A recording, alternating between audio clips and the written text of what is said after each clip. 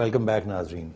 Ambassador, the new administration comes in, and suddenly we hear a regional approach, the whole notion of a regional approach, which was not the case under President Bush. What do you make of this regional approach? Well, I think it's a very wise evolution of our policy there. I support President Obama. I supported him during the election, and I support this new strategy now. You know, they say when the enemy is losing on the battlefield, he expands the battlefield. So I think the notion of talking about safe havens has been the wrong concept. The right concept... Safe havens in Pakistani territory. Yeah, in Pakistan territory. A better concept for viewing this is that it is fluid across a border that's hardly defined. So you need to understand that we are facing an enemy, a threat, that is regional.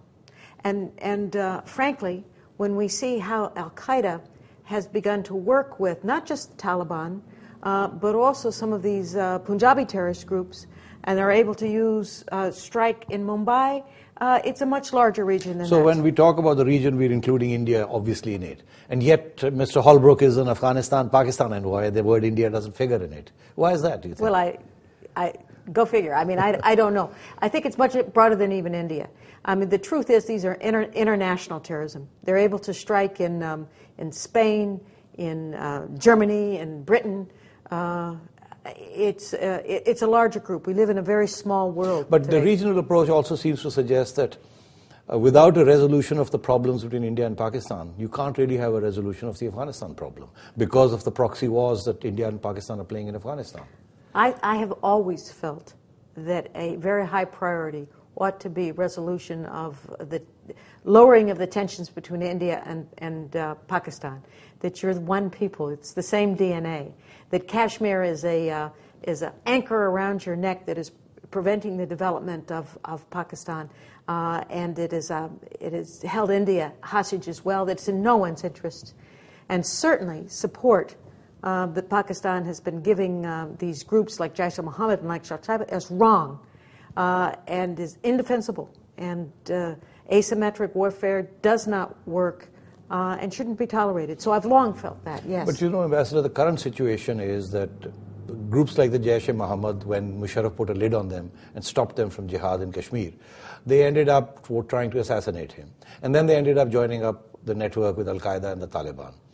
The only group that hasn't done that and is still, in a sense, active or not active, we don't know, is the Lashkar-e-Taiba. All the other jihadi groups have now gone and joined Al-Qaeda.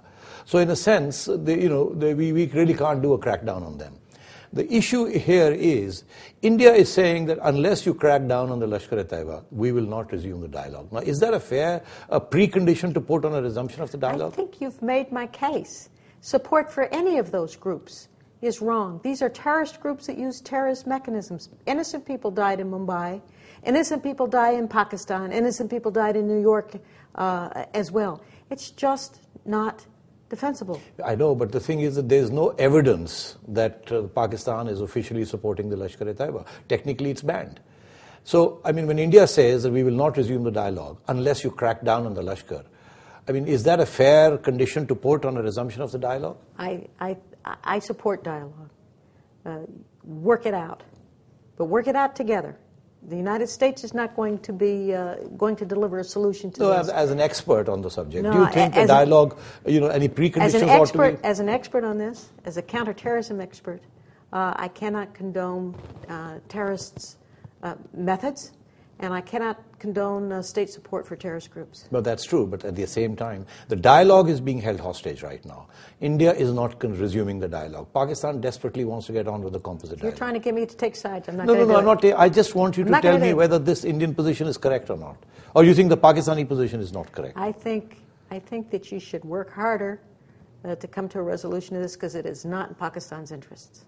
So the regional, okay, so India and Pakistan have to resolve their issues. What about the new elections in Afghanistan?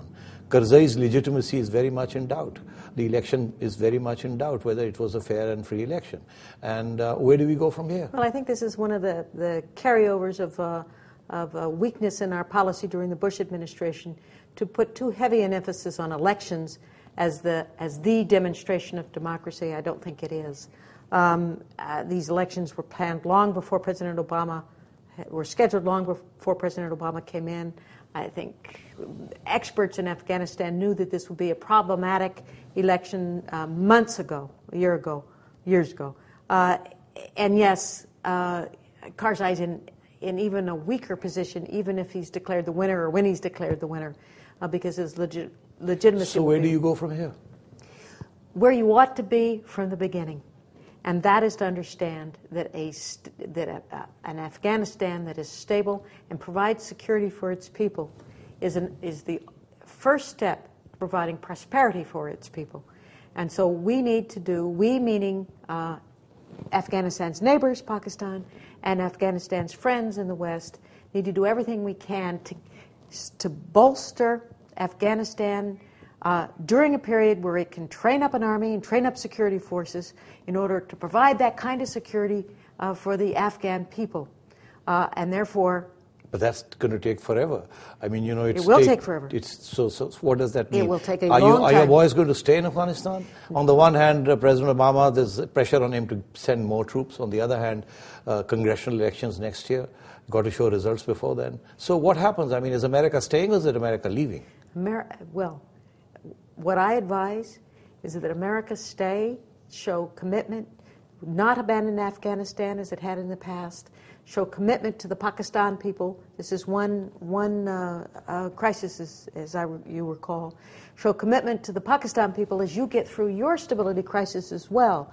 We are your friends. We are there to help you. We cannot do it for you. The people of Afghanistan and the people of Pakistan are going to have to rescue their own futures. But we should be there as friends for the long term. That means America is in there for another 10 years? 10, 15, 20, I'd say but a lifetime. Ambassador, the polls in America are saying bring the boys back home. Well, I think that's one of the weaknesses of our political system is that when we get stronger, we tend to pull back. We tend to become more isolationist, and I think that's a weakness of the American system. Those of us who understand foreign policy know the importance of looking at international relations and bilateral relations in the long term. So, do you think you'll send more troops to Afghanistan? I'm speaking out very forcefully on behalf of that decision. नाज़रीन, अब फिर थोड़ी देर के बाद वापस आते हैं.